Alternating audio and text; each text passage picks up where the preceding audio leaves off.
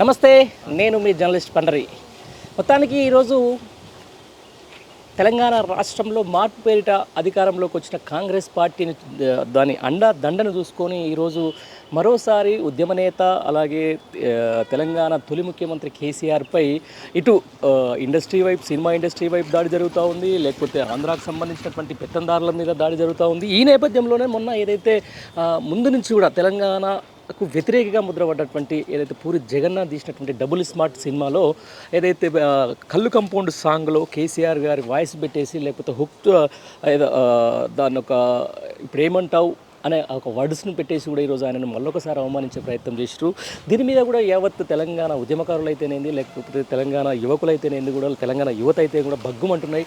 అసలు ఎందుకు ఈరోజు మరొకసారి తెలంగాణ మీద తెలంగాణ తెచ్చినటువంటి కేసీఆర్ మీద ఈ పూరి జగన్నాథ్ ఎందుకు ఇట్లాంటి చర్యలు చేస్తూ ఉన్నాడు, ఎందుకు ఇట్లాంటి ఆయనని కించపరిచే వ్యాఖ్యలు చేస్తూ ఉన్నాడు అనే దాని మీద మనతో మాట్లాడేందుకు చాలామంది ఉద్యమకారులు మనతో ఉన్నారు. వాళ్ళని అడిగి తెలుసుకుందాం.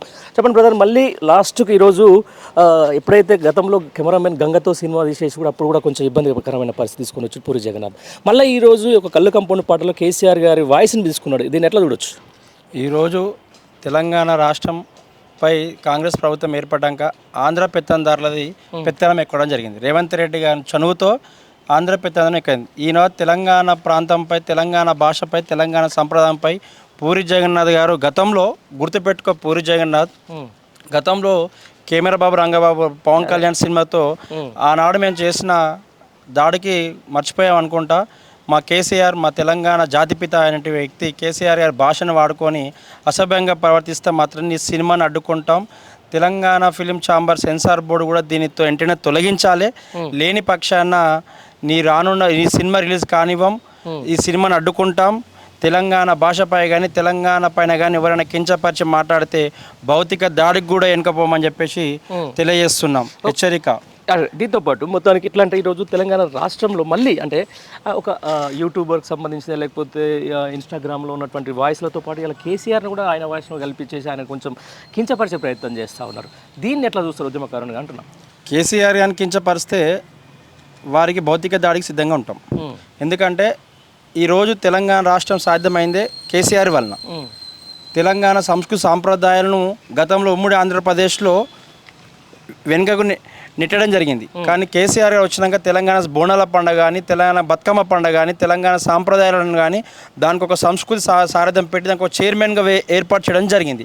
ఉమ్మడి ఆంధ్రప్రదేశ్లో ఈనాడు తెలంగాణ పాలకులు వాళ్ళ మోచే నీళ్ళు తాగుతూ తెలంగాణ పదాన్ని అసెంబ్లీ అనొద్దన్న ఘనత ఆంధ్ర నాయకులది. కానీ కేసీఆర్ గారు ఆమనిరాధ చేస్తూ కొట్లాడు తెలంగాణ సాధించడంతో తెలంగాణ సాంప్రదాయాలకు గౌరవం పెంచడం ఈరోజు భారతదేశంలోనే తెలంగాణ సంప్రదాయాలకు గుర్తింపు వచ్చిందంటే అది కేసీఆర్ గారి వల్లనే. తెలంగాణ జాతిపిత కేసీఆర్ వల్లనే. కేసీఆర్ గారి భాష వాడుకోండి, మంచిదానికి వాడుకోండి.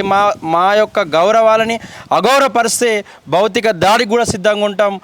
తెలంగాణ ఫిలిం ఛాంబర్లో కూడా ఆంధ్ర సినిమా ప్రొడ్యూసర్లకు కానీ, ఆంధ్ర సినిమా డైరెక్టర్ కూడా చెప్తున్నాం, మా ప్రాంతంలో సినిమాలు తీసుకోండి. మమ్మల్ని కించపరిచే విధంగా మా ప్రాంతాన్ని కానీ, మా వ్యక్తులను కానీ, మా భాషను కానీ మమ్మల్ని కించపరిచే విధంగా చూస్తే తెలంగాణ ప్రాంతానికి ఆంధ్ర సినిమా పెత్తందారులని తరిమి కొట్టే రోజులు దగ్గర వస్తాయి. మరో యుద్ధమానికి కూడా సిద్ధంగా ఉంటాం. తెలంగాణ సాంప్రదాయానికి కించపరిస్తే మరో యుద్ధమానికి సిద్ధంగా ఉంటాం. తెలంగాణ పురిటి గడ్డ సిద్ధంగా ఉన్నది. ఇది పోరాటాల గడ్డ, తెలంగాణ గడ్డ.